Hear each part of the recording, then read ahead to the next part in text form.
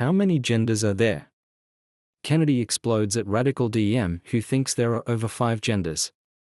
You have to ask yourself, in the entire history of human civilization, has there ever been a moment more intellectually bankrupt than the one we are living through right now?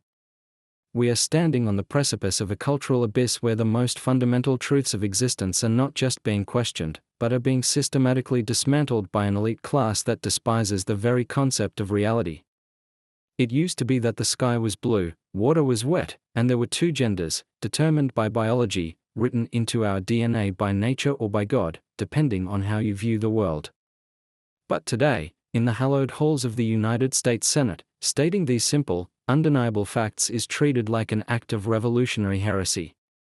We are watching the wholesale erasure of common sense, replaced by a radical ideology that demands you ignore your eyes, ignore your ears, and bow down to the new religion of the woke left.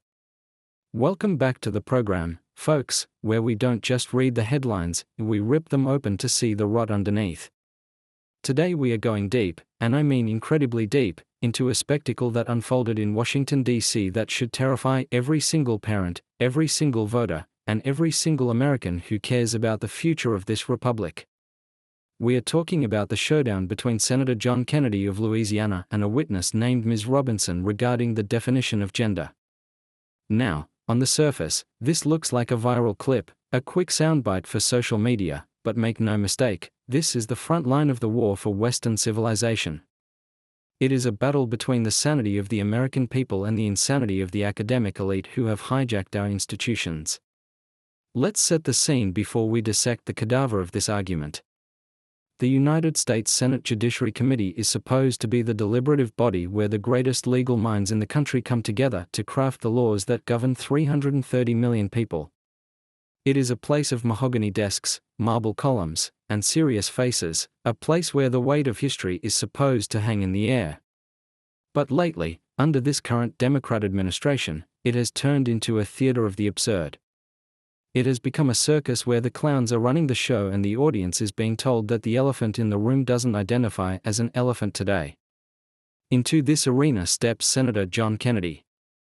Now, if you know anything about Kennedy, you know he is a national treasure. He talks with that slow, deliberate Southern drawl that disarms his opponents, making them think he's just a simple country lawyer. He wraps his questions in folksy metaphors and a calm demeanor, lulling the radical left into a false sense of security. But underneath that awshucks exterior is a razor-sharp intellect, an Oxford-educated mind that understands exactly how to dismantle a flimsy argument with surgical precision. Kennedy doesn't scream, he doesn't shout, he simply asks the questions that every single person sitting at their kitchen table in Ohio, or Florida, or Texas is asking. He is the voice of the forgotten man and woman who are sick and tired of being told they are bigots just because they acknowledge biological reality. On the other side of the aisle, we have the witnesses brought forth by the Democrats. These are the supposed experts, the high priests of the new progressive orthodoxy. They come from the ivory towers of academia, from the activist organizations funded by dark money, and from the bubble of coastal elitism where pronouns matter more than policy. They sit there with a smug sense of moral superiority, convinced that their degrees and their theories outweigh thousands of years of human biology. They believe that they can verbally bludgeon the American public into submission by using buzzwords and academic jargon that means absolutely nothing in the real world. Ms. Robinson, the witness in question, represents this entire class of individuals who have decided that feelings are facts and that objective truth is an oppressive construct. The core of this entire debate, and the reason we are going to spend the next hour tearing it apart, is the fundamental inability of the modern left to answer a simple question. It is the question that breaks their entire worldview. Senator Kennedy asked about the number of genders. Think about that for a second. Think about how low the bar has dropped. We aren't debating complex tax codes here, we aren't debating the nuances of foreign policy in the Middle East or the intricacies of nuclear deterrence. We are debating a concept that a toddler understands. We are debating something that every farmer, every doctor, every scientist throughout history has understood implicitly. Male and female. X and Y. It is the building block of life itself. But for the left, this question is a trap. It is kryptonite. They cannot answer it because if they give a number, if they say 2, their entire coalition crumbles. If they admit that biology is real, then they have to admit that allowing biological males into women's sports is unfair. They have to admit that putting biological males in women's prisons is dangerous. They have to admit that chemically castrating children in the name of gender-affirming care is a moral atrocity. So, they can't answer. They must dodge. They must weave. They must use words like spectrum and fluidity and social construct to hide the fact that they have no clothes. The emperor is naked, and John Kennedy is the guy pointing a flashlight right at him. When you watch this exchange, which we will break down line by line, you see the friction between two distinct Americas. One America is grounded in reality. It is the America that wakes up early, goes to work, pays its taxes, and raises its kids to be strong and resilient. This America knows that men and women are different, beautifully different, and that those differences are biological, not just a costume you put on in the morning. This America believes in fairness, in protecting women's spaces, and in the idea that truth is not subjective. This is the America that Senator Kennedy is fighting for. It is the America that is currently under siege. The other America, the one represented by Ms. Robinson and her Democrat handlers, is an America of endless grievance and confusion. It is an America where you are defined not by your character or your actions, but by your identity group and your ever-changing list of victimhood points. In this version of America, there are no boundaries. Rules are oppressive. Biology is a suggestion. And if you dare to question the narrative, you are labeled hateful. You are cancelled. You are silenced. This is the America that wants to rewrite the dictionary, rewrite the history books, and rewrite the laws of nature itself to suit their political agenda. Why does this matter so much? Why are we dedicating a full hour to this? Because this isn't just about semantics. Words have meaning. Laws are built on words. If we cannot agree on what a woman is, how can we have the Violence Against Women Act?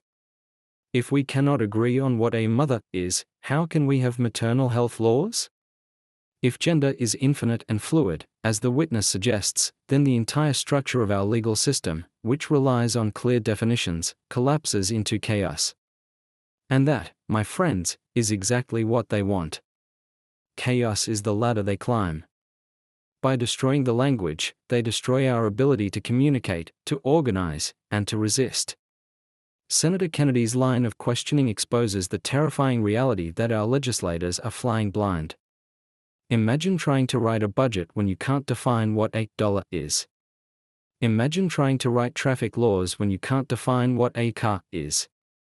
Now, imagine trying to write civil rights legislation or Title IX protections when you can't define who the protected class is. It is legislative malpractice. It is a dereliction of duty. And it is happening right in front of our faces on C-SPAN, funded by your tax dollars. The Democrats are bringing in witnesses who cannot provide the basic data points needed to govern, and they expect us to just nod along and accept it. We are seeing a deliberate strategy to fog the glass. They don't want clarity. Clarity is the enemy of the radical agenda. If things are clear, the American people can see what's going on, and they will reject it. Polling shows this consistently. The vast majority of Americans, including many Democrats who are afraid to speak up, believe in biological reality. They know that boys shouldn't be in girls' locker rooms. They know that gender isn't a feeling. But the activists, the loud minority that has captured the microphone, rely on ambiguity to push their agenda forward. They rely on making you feel stupid for asking questions. They rely on making you feel like a dinosaur for believing in science. But here is the good news, the jig is up.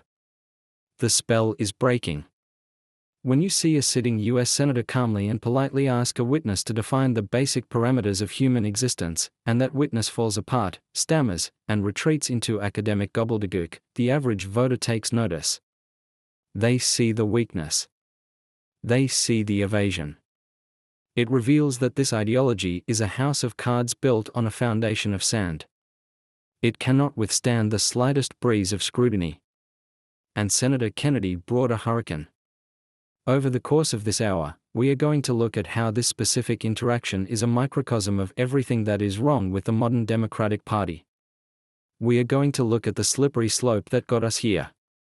Remember when they told us, it's just about tolerance? Remember when they said, it doesn't affect you? Well, look around. It's in your schools. It's in your HR departments. It's in your doctor's office. It's in the cartoons your children watch. The slippery slope isn't a fallacy anymore, it's a water slide, and we are hurtling toward the bottom at breakneck speed. We need to arm ourselves with the arguments and the courage to push back. Senator Kennedy showed us the blueprint. You don't have to be mean. You don't have to be aggressive. You just have to be persistent. You just have to ask the questions that they are terrified to answer. How many genders are there? What is a woman? Why does biology not matter? These are the questions that shatter the narrative. We are going to explore why they are so afraid of these questions and what their fear tells us about their ultimate goals. The rejection of binary gender isn't just a quirky new cultural trend, it is a rejection of the natural order. It is a rejection of the constraints that make civilization possible. The conservative worldview understands that freedom requires structure. You cannot be free if you are tethered to nothing.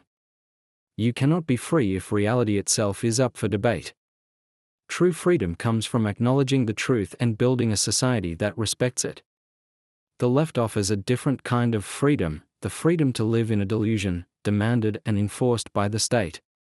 That is not freedom, and that is a mental prison. And they want to lock all of us in there with them.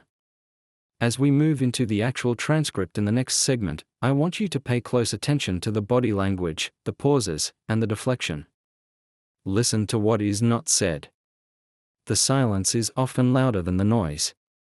When Ms. Robinson refuses to give a number, she isn't just protecting her own ideology, and she is signaling to her base that she is a loyal soldier in the culture war. She is signaling that she will not cede 1 inch of ground to reality, even if it makes her look foolish to the rest of the country. It is a display of ideological discipline that is frankly frightening. But we are not going to be intimidated. We are going to shine the light of day on this nonsense. We are going to reclaim our language, reclaim our laws, and reclaim our culture. The first step is understanding exactly what we are up against. We are up against a movement that seeks to deconstruct the very biological essence of humanity. It sounds like science fiction, but it is happening in the Senate hearing room. And thanks to patriots like Senator Kennedy, we have it on tape. So buckle up. We are about to dissect the transcript that the mainstream media wants you to ignore. They want to bury this. They want to pretend it didn't happen. But we aren't going to let them. We are going to play it, we are going to analyze it, and we are going to use it as a weapon of truth in a world of lies. Because if we lose the definition of what a man and a woman is, we lose everything. Stay tuned, because we are just getting started, and you are not going to want to miss a single second of this breakdown. Welcome back. If you're just joining us, you might want to sit down, grab a strong cup of coffee, and maybe checking your blood pressure, because what we are about to discuss is going to make your blood boil. We are dissecting the exchange that took place in the Senate Judiciary Committee, a moment that perfectly encapsulates the absolute lunacy that has gripped the Democratic Party. We established in the last segment that the left is waging a war on reality itself. Now, let's look at the battle tactics. Let's look at exactly how they try to gaslight the American people into believing that up is down, black is white, and that biology is just a social construct invented by the patriarchy. The star of this show, as we mentioned, is Senator John Kennedy. Now, Kennedy is a master tactician. He knows that when you are dealing with people who live in a fantasy world, you don't need to shout them down. You don't need to be aggressive. You just need to ask them to explain their fantasy in plain English. And that is exactly what he did. He started with a question so simple, so fundamental, that a 5-year-old could answer it. He looked Ms. Robinson in the eye and asked, How many genders are there? Pause right there. Let that sink in. In any sane era of human history, that question would be met with a confused look and a swift answer, Senator. Male and female. But we are not living in a sane era. We are living in the era of woke. And for Ms. Robinson, this question was a trapdoor.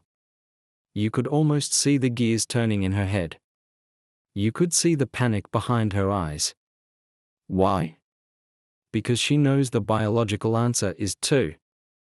She knows the scientific answer is 2. But she also knows the political answer, the answer required by her donors, her activist friends, and the radical base of her party, is infinite or none or whatever you feel like today. So, what did she do? She stalled. She equivocated. She refused to give a number. She essentially said, I don't know. Think about the arrogance of that. Here sits an expert, a woman brought before the United States Senate to advise on legislation regarding gender, and she cannot even tell you how many genders exist. It is like hiring a mathematician who doesn't know how to count to 10. It is like hiring a mechanic who doesn't know what a wheel is. If you cannot define the basic parameters of your field, why are you sitting in that chair? Why are we listening to a word you have to say? But it gets worse. Kennedy pushed her. He didn't let her off the hook with word salad. He pressed for a number. And the underlying message of her refusal was clear: a reality is whatever I say it is. This is the core of the modern progressive movement. It is solipsism weaponized. It is the belief that my internal feelings, my subjective whim, overrides objective reality. If I wake up today and feel like a man, I am a man. If I wake up tomorrow and feel like a majestic eagle, well, you better install a giant birdcage in the Senate or you're a bigot. That is the logical conclusion of their argument.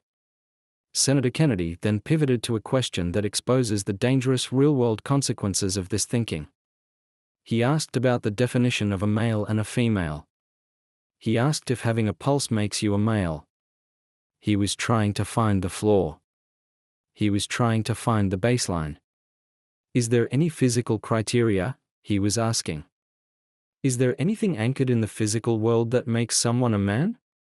And again, the answer was a resounding no. To these people, the body is irrelevant. The body is just a meat sack that carries around identity. This is where the rubber meets the road, folks. This is where it stops being a philosophical debate in a dusty classroom and starts being a threat to your family. If there is no biological definition of a male, then there is no way to legally distinguish between a man and a woman. And if you can't distinguish between them, you cannot protect women's spaces. Period. End of story. Ms. Robinson's refusal to answer is an admission that she believes any biological male, regardless of hormones, regardless of surgery, regardless of having a beard and male genitalia, should have unfettered access to your daughter's locker room simply because he identifies as female. When Kennedy asks these questions, he is exposing the emperor's new clothes nature of the trans ideology. Everyone in that room, including Ms. Robinson, knows what a man is. They know it when they see it. Evolution has hardwired us for millions of years to recognize sexual dimorphism. It is a survival mechanism. It is how we reproduce. It is how we organized early societies. To pretend that we suddenly don't know what a man looks like is a form of mass psychosis. It is a demand that we lobotomize ourselves to appease a tiny, vocal minority of radicals. Notice the tone Ms. Robinson uses. It's a tone we have all heard before. It's the tone of the HR lady telling you that you can't say Merry Christmas. It's the tone of the school board member telling you that you don't have the right to know what books are in your child's library. It is a tone of condescension. She speaks to Senator Kennedy as if he is a simpleton, a relic of a bygone era who just doesn't get it. She uses academic buzzwords to mask the fact that she is saying absolutely nothing. She talks about identity and expression and lived experience. These are meaningless terms designed to shut down debate. They are shield words. If you challenge lived experience, you are attacking the person, not the argument. It's a clever rhetorical trick, but Kennedy didn't fall for it. He kept bringing it back to the concrete. How many? What is the definition? These are the questions of a lawmaker. Law requires precision. You cannot write a law that says, people who feel a certain way get a tax break. You have to define people. You have to define certain way. The ambiguity that Ms. Robinson champions is the enemy of the rule of law. It creates a society where the rules are constantly shifting, where you can be punished today for something that was okay yesterday, simply because the definitions changed overnight on Twitter. Let's look at the gender spectrum argument she alluded to. The idea is that gender isn't binary, but a spectrum. Okay, let's play that out. A spectrum still has poles. It still has endpoints. Hot and cold are on a spectrum, but we know what boiling water is and we know what ice is. If gender is a spectrum, what are the endpoints? Male and female. Even their own theory relies on the binary to exist. You cannot be non-binary without the binary. You cannot be trans woman without the concept of woman. Their entire ideological framework is a parasite on the very biological reality they claim to reject. They need biology to exist so they can rebel against it. Kennedy exposed that Ms. Robinson isn't looking for equality, she is looking for supremacy. She is looking for the supremacy of the subjective over the objective. She wants a world where her feelings legally trump your facts. If a doctor refuses to perform a mastectomy on a healthy teenage girl because he swore an oath to do no harm, Ms. Robinson's ideology says that doctor is a bigot who should lose his license. Why? Because he prioritized biological reality over the patient's fleeting identity. That is the terrifying world they are building. And let's not forget who Ms. Robinson represents. She isn't just speaking for herself. She is the avatar of the entire Democrat establishment. The Biden-Harris administration has fully embraced this. They have put these people in charge of the Department of Health. They have put them in charge of the Department of Education. They are rewriting Title IX, the law designed to protect women's sports, to force schools to allow biological males to compete against girls. Senator Kennedy wasn't just interrogating a witness, he was interrogating the entire platform of the modern Democratic Party. The silence from the other Democrats in the room during this exchange was deafening. Did you hear Senator Durbin jumping in to define a woman? Did you hear Senator Whitehouse offering a clear biological definition? No. They sat on their hands. Why? Because they are terrified. They are hostages to their own radical base. They know that if they say, actually, Ms. Robinson, biology is real, they will be primaried. They will be attacked by the blue check mob. So they let the insanity proceed unchecked. Cowardice. That is the only word for it. Absolute moral cowardice. Kennedy's questioning also highlighted the luxury belief aspect of this. Who believes in infinite genders? Is it the plumber in Ohio? Is it the truck driver in Texas? Is it the waitress in Florida? No. These are people who deal with the physical world every day. If a plumber tries to fit a male pipe into a male fitting, it leaks. Physics doesn't care about your feelings. The only people who believe this nonsense are the people who live in the bubble, the academics, the journalists, the politicians. People whose jobs involve manipulating words on screens. They are so detached from physical reality that they have convinced themselves they can edit nature like a Word document. This exchange was a clash of civilizations. On one side, you have Western civilization, built on reason, logic, science, and objective truth. On the other side, you have postmodernism, built on feelings, power dynamics, and the destruction of norms. Kennedy stood for civilization. Robinson stood for the chaos that wants to tear it down. And don't think for a second that this is harmless. When you destroy the basic categories of human existence, you destroy the family. When you destroy the family, you destroy the community. When you destroy the community, the individual stands alone, weak and vulnerable, ready to be molded by the state. That is the endgame. The frustration you saw on Kennedy's face, that controlled, simmering disbelief, is the same frustration millions of Americans feel every day. We feel like we are being gaslit on a national scale. We are told that the man dominating the women's swimming championship is a brave female athlete. We are told that the man in the women's prison is a vulnerable sister. And when we point out the obvious bulge in the swimsuit or the violent criminal record, we are told to shut up. Kennedy refused to shut up. He refused to play along with the lie. In the next segment of this broadcast, we are going to pivot from the philosophical to the legal. We are going to look at why this inability to define gender makes it literally impossible to govern a nation.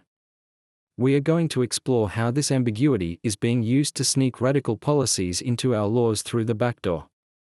If you think this is just about bathrooms, you are missing the big picture. This is about the total rewriting of the American legal code. Senator Kennedy showed us that the emperor has no clothes, but the Democrats are still marching in the parade, praising the beautiful fabric. It is up to us, the people, to point and laugh, but also to vote and to act. Because if we don't, if we allow this delusion to become the law of the land, we are sentencing our children to a future of confusion and our nation to a future of decline. We have to ask ourselves, how long can a society survive when it declares war on the truth? How long can we pretend that 2 + 2 is equal to 5 before the bridge collapses? Kennedy is checking the math. And the math isn't adding up. The left's equation is full of variables that change based on their mood, but the structural integrity of our nation depends on constants. Stay tuned. When we come back, we are going to look at the legal nightmare this creates. We are going to talk about Title IX, civil rights, and how the Democrats are using this confusion to erase 50 years of progress for women. You think the war on women was a Republican thing? Think again. The real war on women is happening right now, and the people waging it claim to be the champions of progress. We'll expose that hypocrisy right after this break. Welcome back. We are knee-deep in the swamp today, folks. We have been analyzing the absolute train wreck of a hearing where Senator John Kennedy tried, and failed, to get a straight answer on the definition of gender from a Democrat witness. In the last segment, we talked about the war on biology. But now, I want to pivot to something that hits even harder, the war on law. You see, a lot of people watch these clips on Twitter and think, oh, look at the crazy liberal saying crazy things. They laugh, they scroll, and they move on. But you cannot afford to laugh this off. Because Ms. Robinson isn't just an activist, and she is influencing the people who write the rules that govern your life. When you cannot define the subjects of a law, you cannot enforce the law. Or, even worse, you create a legal system where the enforcers have absolute, arbitrary power to punish anyone they don't like. Let's get back to basics. What is a law? At its core, a law is a boundary. It is a line in the sand. It says, if you cross this line, there is a penalty. To have a line, you need coordinates. You need definitions. Murder has a definition. Theft has a definition. Speeding has a definition. If the speed limit was defined as whatever speed you feel is safe in your heart, our highways would be a slaughterhouse. Yet, that is exactly the logic the left is trying to inject into our civil rights legislation. Senator Kennedy knows this. He is a lawyer. He understands that if you write a bill that says, we must protect women, but you cannot define woman, then that bill is not a shield, it is a blank check. It is a Trojan horse. If woman means anyone who identifies as a woman, then the word woman ceases to mean anything at all. It becomes a costume. It becomes a feeling. And you cannot legislate feelings. Take Title IX, for example. This was the crown jewel of the feminist movement in the 1970s. It was written to ensure that your daughters had the same opportunities as your sons in education and athletics. It was based on the undeniable biological fact that males and females are different and that, without protection, females would be marginalized in sports due to biological disadvantages in strength and speed. That is common sense 101.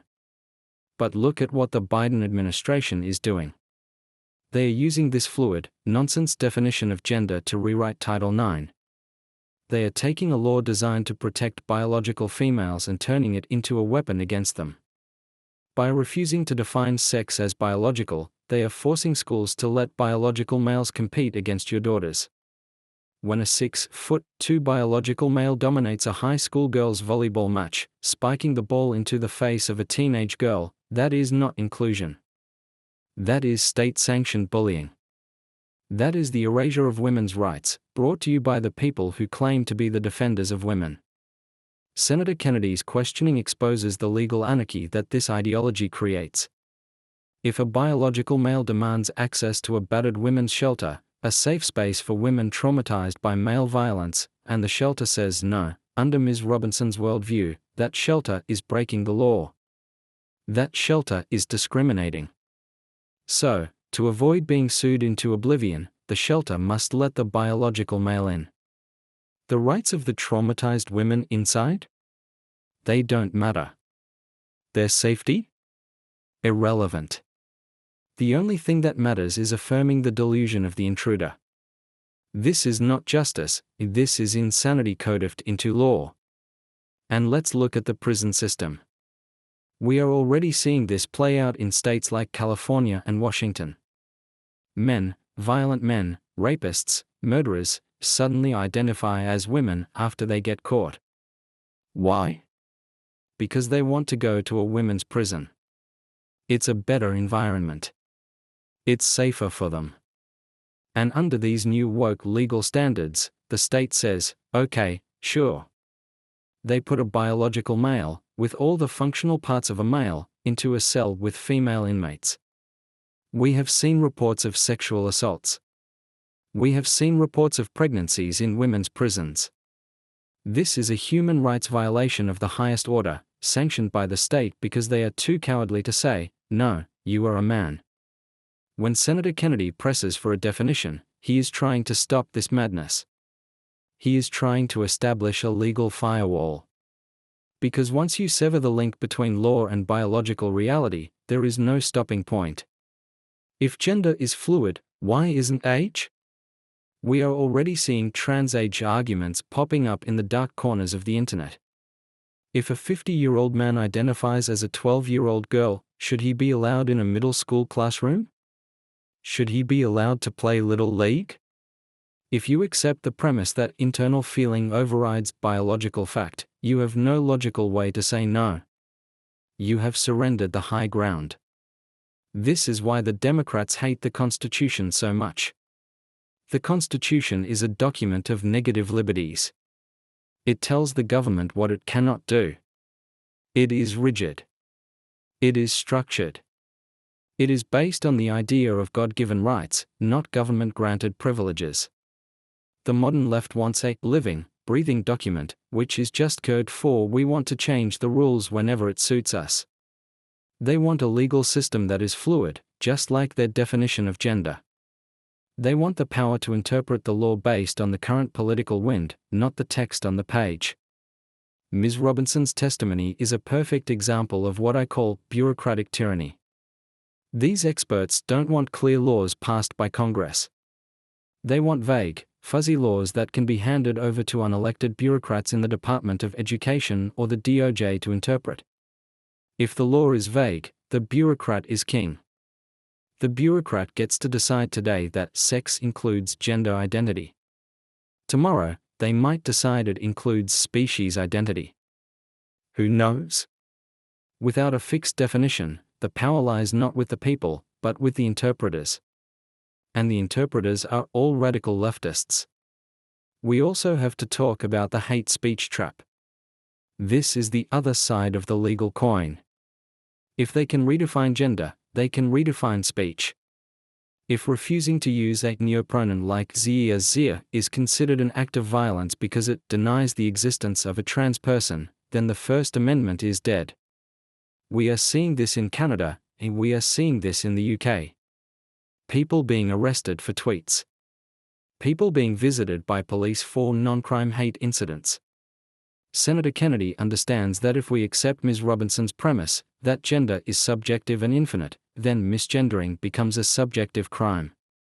How can you follow the law if the law depends on the mood of the person you are talking to? You can't. You are always guilty until proven innocent.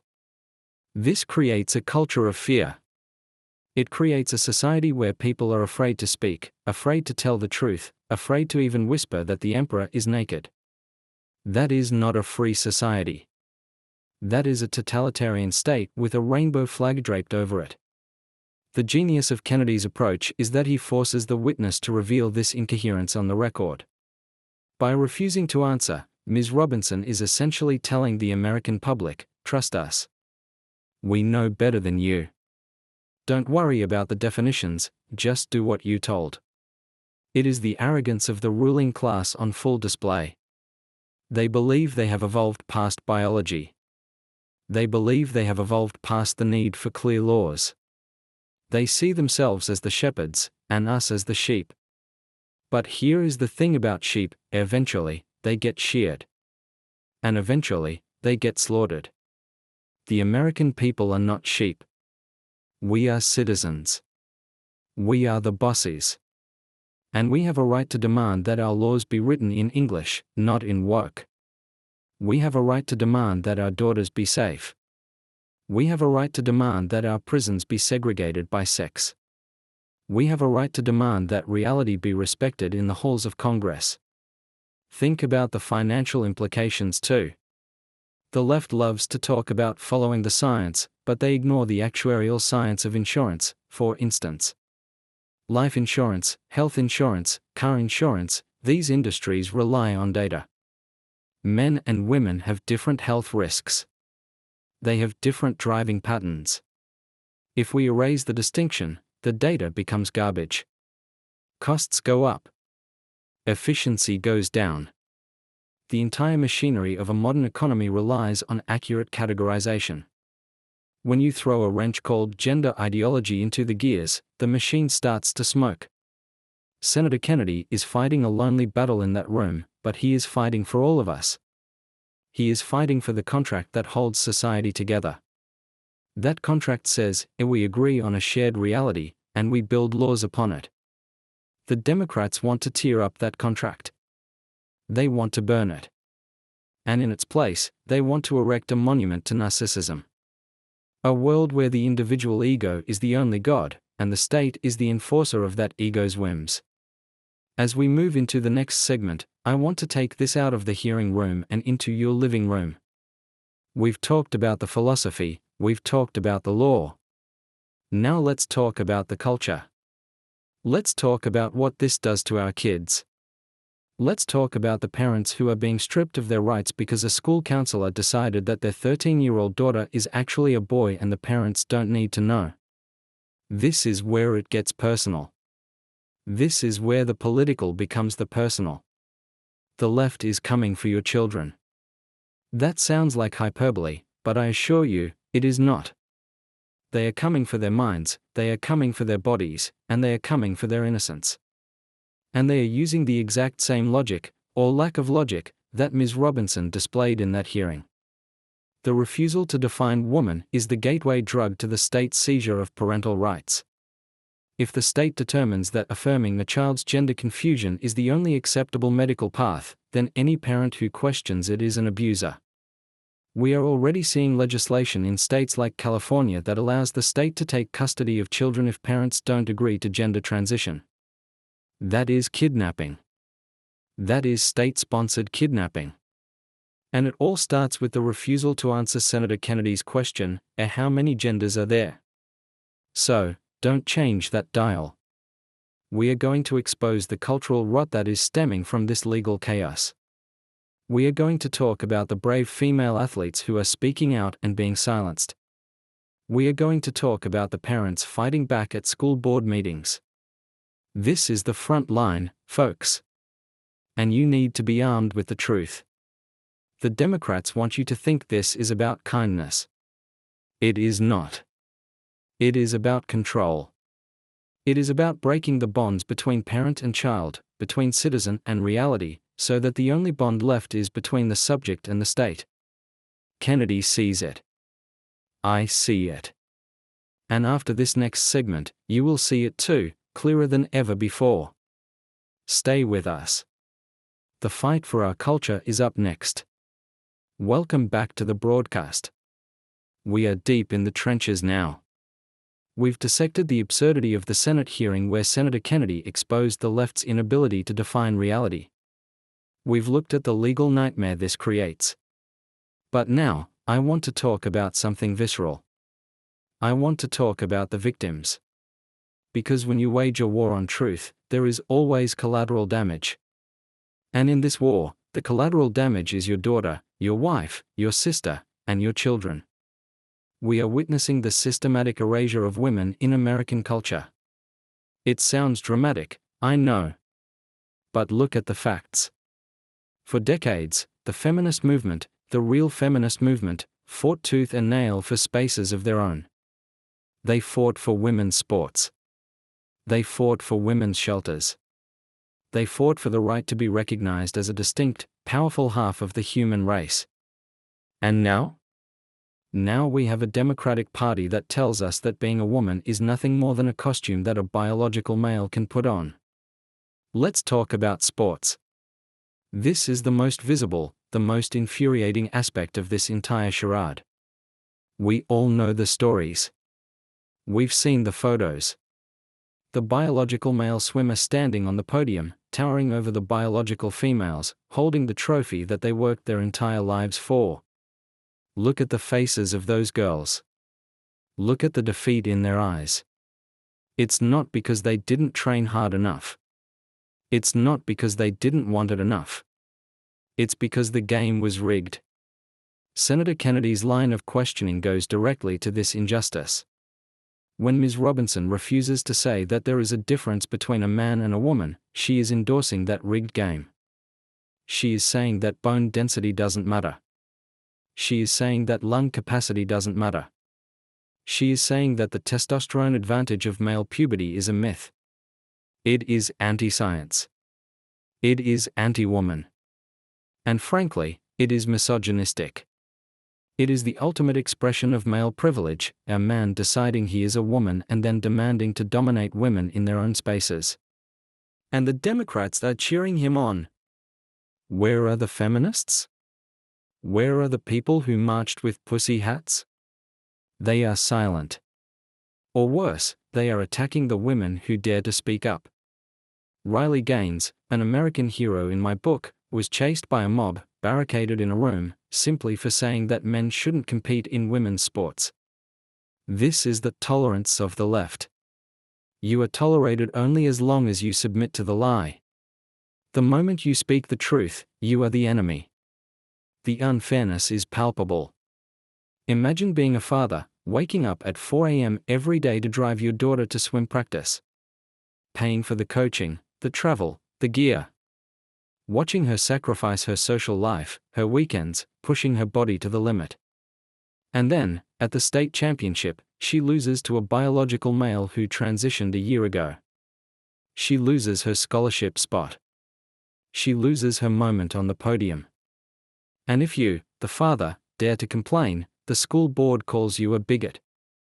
The local news calls you intolerant. This is what they are doing to American families. They are gaslighting us into accepting our own displacement.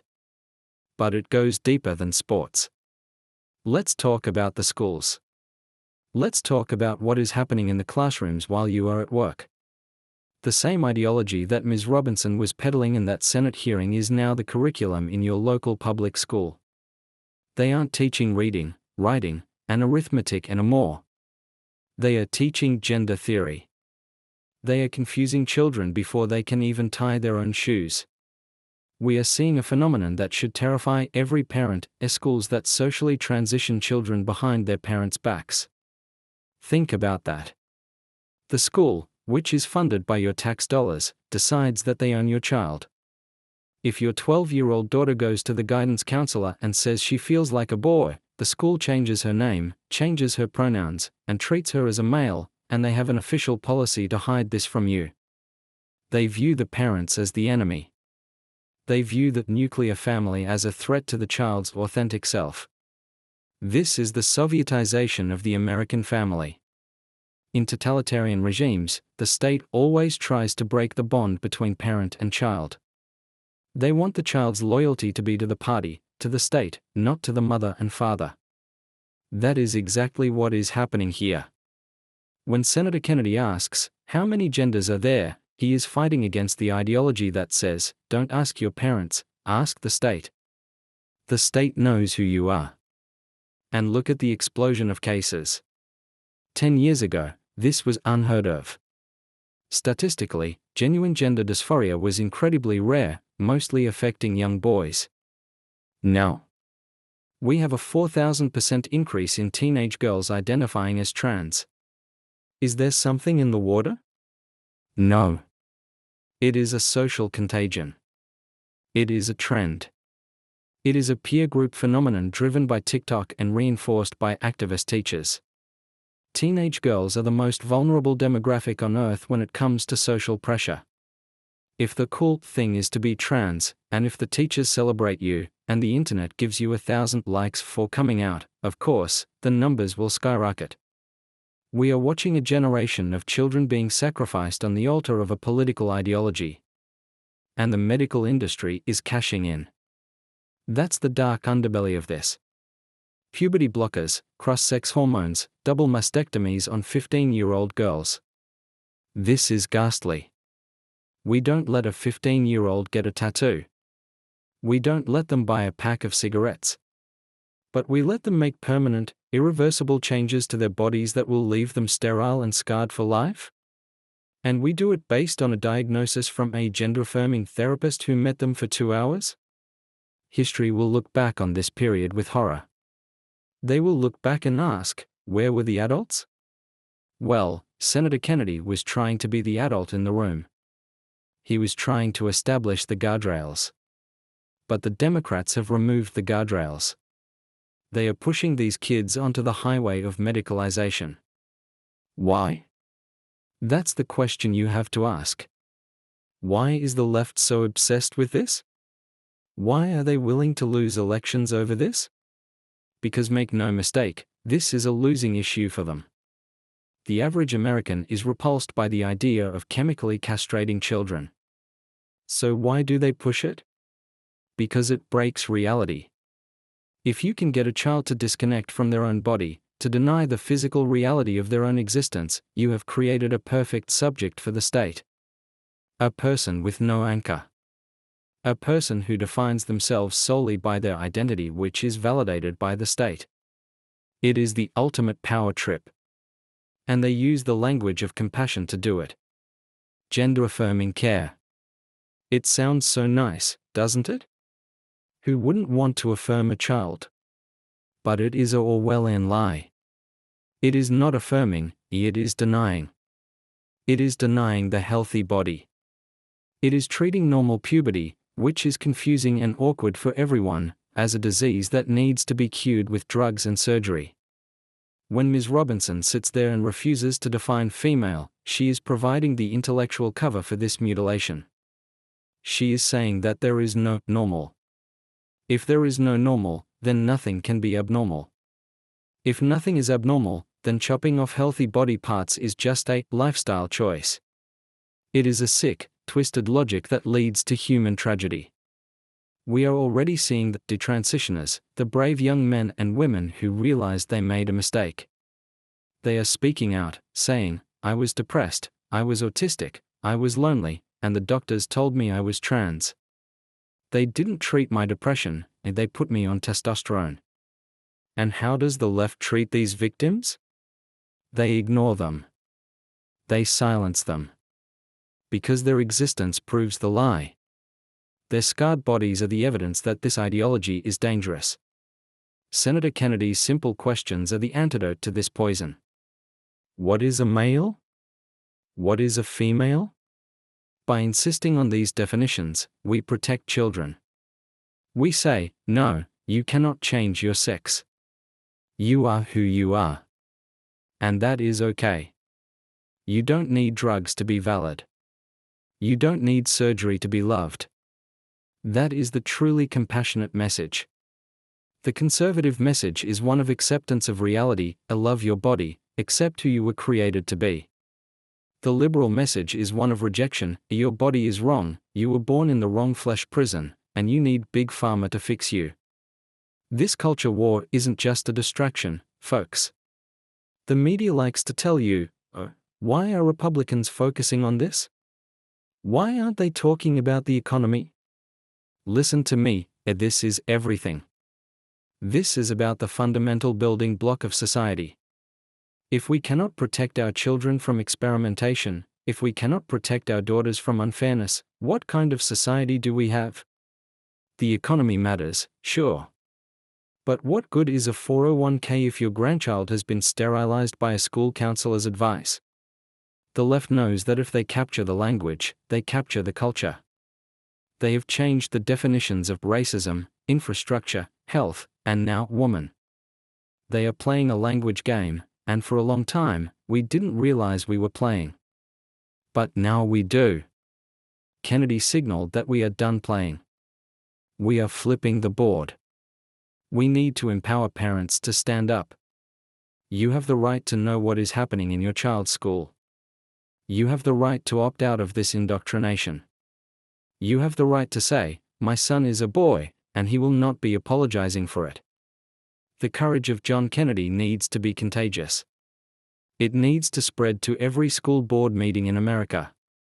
The witness, Ms. Robinson, represents a class of people who believe they own your children because they believe they are intellectually superior to you.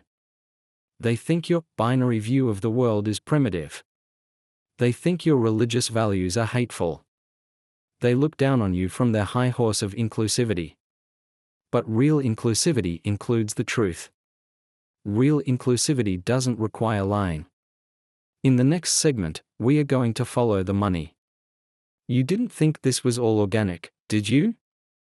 You didn't think this radical gender ideology just popped up out of nowhere because everyone suddenly became enlightened? No. There are billions of dollars at stake. There are massive corporations, pharmaceutical giants, and globalist foundations pouring money into this agenda. We are going to look at who funds these activist groups. We are going to look at why corporate America, companies that sell beer and bathing suits, are suddenly pushing transgenderism on their customers. It's not about civil rights. It's about the ESG score. It's about a global agenda to reshape society. Senator Kennedy pulled the thread. Now we are going to unravel the whole sweater. You need to understand the machinery behind the madness. It is a well-oiled machine, and it is fueled by greed and a desire for control. So, take a deep breath. Hug your kids. And stay tuned. Because we are about to expose the puppeteers behind the curtain. The woke industrial complex is real, and we are going to name names. Don't go anywhere. Welcome back for the home stretch. We have spent the better part of an hour staring into the abyss. We have looked at the transcript of Senator Kennedy and Ms. Robinson, and we have seen the face of the modern Democrat Party. It is a face that smiles while it lies to you. It is a face that denies the evidence of your own eyes. It is a face that wants to erase the very biological foundations of our society. And I know, it is heavy. It is depressing. It is easy to feel like the game is rigged and the fix is in. But I am not here to tell you that we have lost. I am here to tell you that the fight has only just begun. The reason they are pushing so hard, the reason they are screaming so loud, the reason they are trying to cement these insane ideas into law right now is because they are terrified. They are terrified of you. They know that their ideology is a house of cards. They know it cannot survive contact with reality. And they know that the American people are waking up. We are seeing the stirrings of a counter-revolution. It is happening in the suburbs of Virginia. It is happening in the school board meetings in Florida. It is happening in the grocery aisles where people are leaving the woke brands on the shelf. The sleeping giant, the American middle class, is wiping the sleep from its eyes, and it does not like what it sees. So, what do we do? How do we take this anger, this frustration that we feel when we watch a witness stonewall a US senator, and turn it into victory? We need a battle plan. And that plan has three fronts: the cultural front, the economic front, and the political front. First, the cultural front. This is the most important because politics is downstream from culture. We have to stop being polite. For too long, conservatives have been nice guys. We didn't want to make a scene. We didn't want to be called names. So when they said, please use these pronouns, we said, okay, sure, whatever. When they said, we're just teaching tolerance, we said, that sounds nice. We ceded the ground because we wanted to be left alone. But they won't leave us alone. They are coming for your kids. So the time for politeness is over. I am not saying be violent, never that. I am saying be unyielding. You must refuse to speak their language. Language is the battlefield. When you use their words, you validate their world. Do not use cisgender. That is a slur designed to normalize the abnormal. You are not cisgender, you are normal. You are a man or a woman. Do not use chest feeding, it is breastfeeding. Do not use birthing person, it is mother. Every time you refuse to use their newspeak, you are driving a stake into the heart of their ideology. It takes courage. You might get a nasty look from the HR department. You might get uninvited from a dinner party. So what? What is more important, your social standing or the truth? Senator Kennedy showed us the way. He didn't scream. He simply refused to accept the lie. He kept asking, how many? He held the line. You must hold the line in your daily life. When you do, you give permission for others to do the same. You will be amazed at how many people whisper to you, thank you for saying that. I was thinking it, but I was too scared to say it. Be the brave one. Second, the economic front. We have to weaponize our wallets. The woke industrial complex only understands one language, a profit and loss. We saw it with Bud Light. That was a turning point in American history. We proved that we can bring a corporate giant to its knees without firing a shot. We simply stopped buying the product. We need to do that everywhere. If a company hates you, if they hate your values, if they sponsor drag queen story out for toddlers, stop giving them your money. It is that simple. There are alternatives. Buy local. Support businesses that fly the American flag, not the pride flag. This is what we call parallel economy. We need to build our own ecosystem. And for the parents out there, a look at where your tuition money is going. If your university is teaching your child that America is evil and that gender is a myth, close the checkbook. Tell the Alumni Association exactly why you are stopping your donations. Money talks. When the endowments start shrinking, the administrators will start listening. We have to make going woke the most expensive mistake a CEO can make. We have to make it financial suicide. Third, the political front. This brings us to the 2024 imperative. The next election is not just another election. It is an existential crisis. The Biden-Harris administration has fully integrated this radical gender ideology into the federal government. They are using the Department of Justice to target parents. They are using the Department of Education to blackmail schools.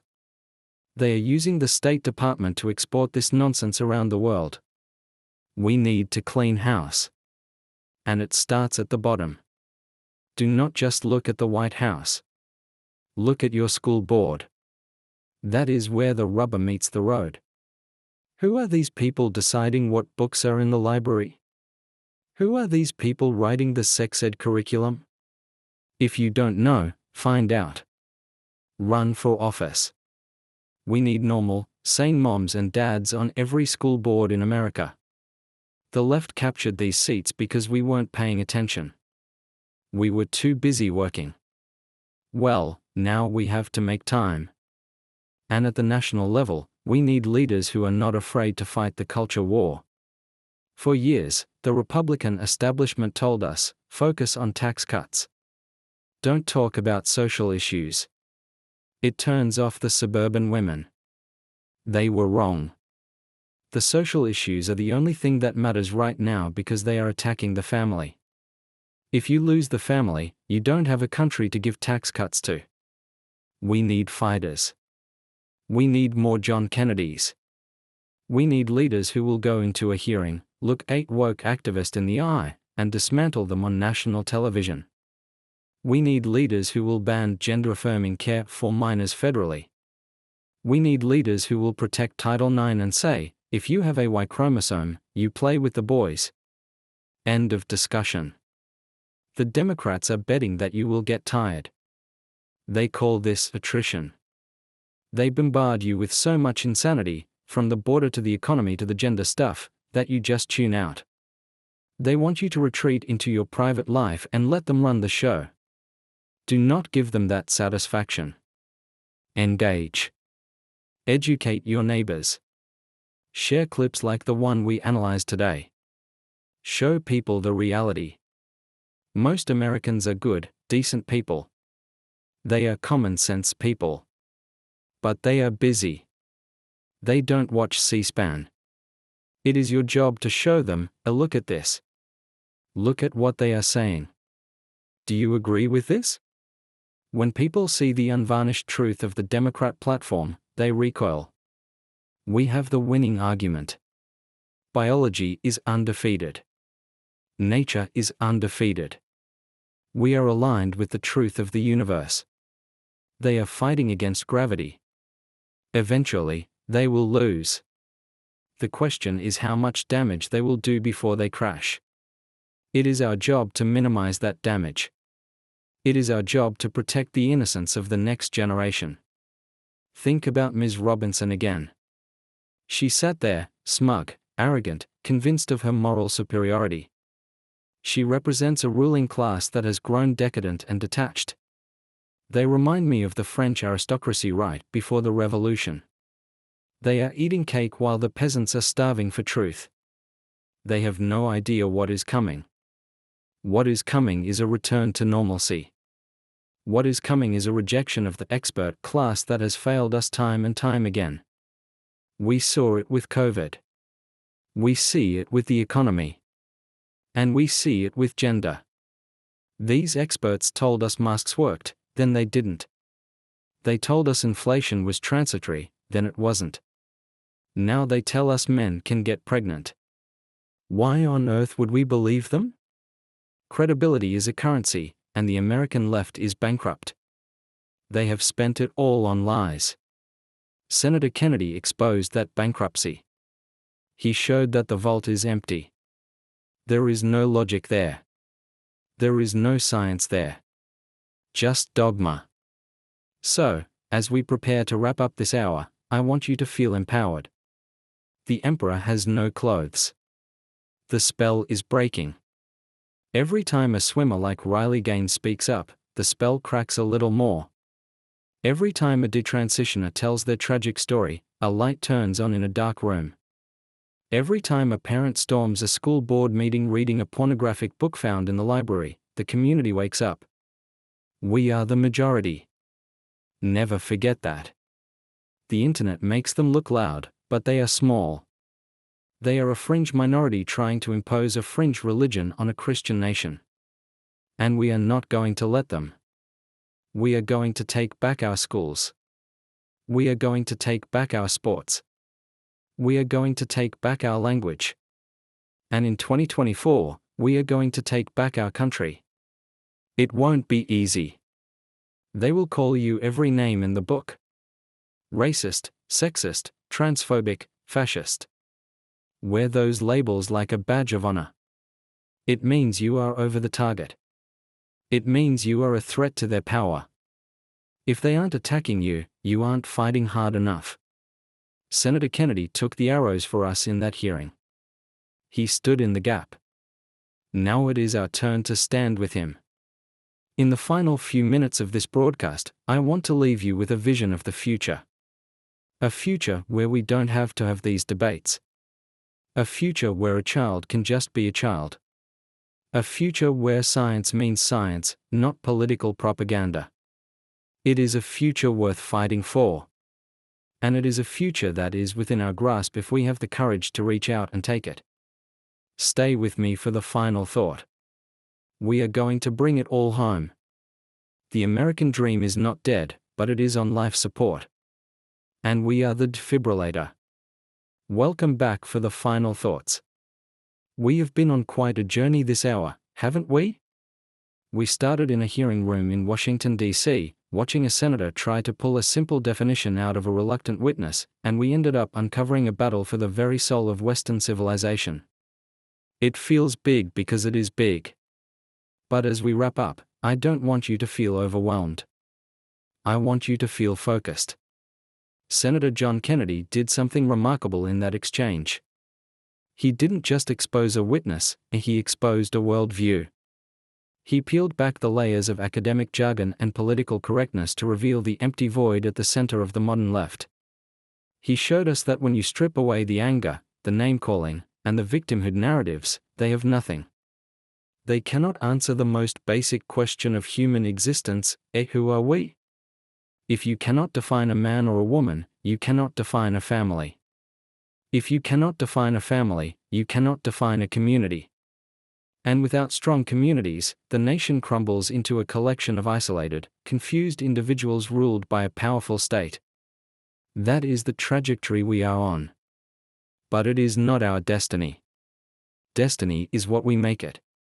I believe we are living through a great awakening. Not the kind the conspiracy theorists talk about, but a genuine, cultural awakening. Americans are realizing that we have been too passive. We trusted the experts, we trusted the teachers, we trusted the corporations. And they betrayed that trust. Now, the trust is gone. And in its place is a renewed desire for truth. The reason that clip of Senator Kennedy went viral, millions of views in a matter of hours, is not because people love watching C-SPAN. It went viral because it was cathartic. It was a release valve. Finally, someone said it. Finally, someone pointed at the absurdity and refused to bow down to it. That viral energy is proof that the heartbeat of America is still strong. The patient isn't dead, the patient is just waking up from a coma. We are entering an era where common sense is becoming the new counterculture. Think about that. In the 1960s, being a rebel meant growing your hair long and protesting the government. Today? Being a rebel means getting married, having kids, going to church, and stating clearly that there are two genders. You are the new punk rockers. You are the resistance against the establishment. Ms. Robinson and her allies in the media want you to think that history is on their side. They talk about the arc of history bending towards their version of justice. But they are wrong. History does not bend towards delusion. History bends towards truth. Every society that has tried to deny reality, whether it was the Soviets trying to redefine economics or the modern left trying to redefine biology, has eventually collapsed. Reality always wins. Gravity always wins. The only question is how hard the landing will be. We have a choice to make. We can let the landing be a crash that destroys our republic, or we can grab the controls and steer this plane back to safety. The 2024 election is that control stick. But it goes beyond the ballot box. It is about how you live your life every single day. It is about the conversations you have at the dinner table.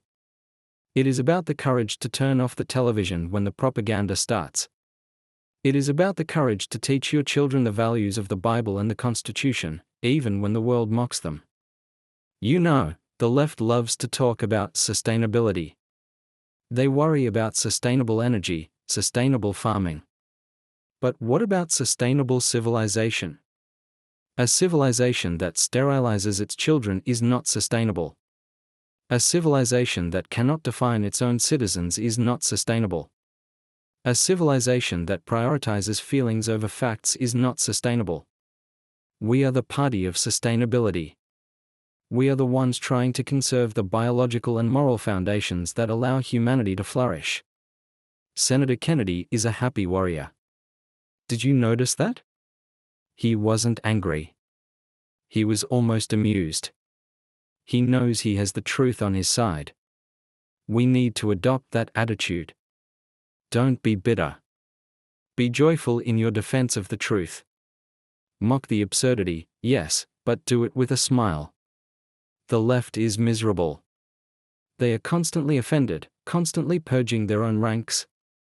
We should be the party of joy, of family, of reality.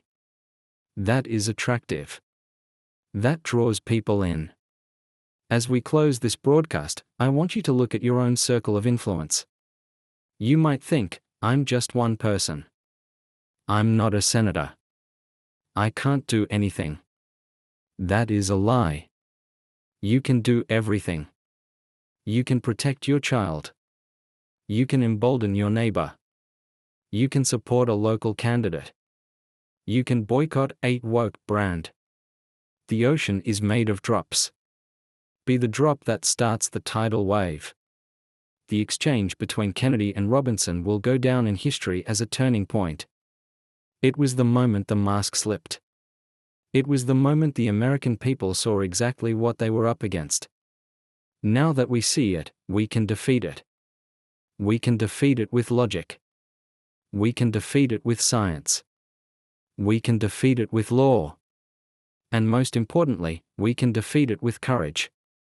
The days of silence are over. The days of walking on eggshells are done. We are taking our language back. We are taking our culture back. We are asserting, once and for all, that 2 + 2 is equal to 4, that the sky is blue, and that a woman is a biological reality, not a feeling.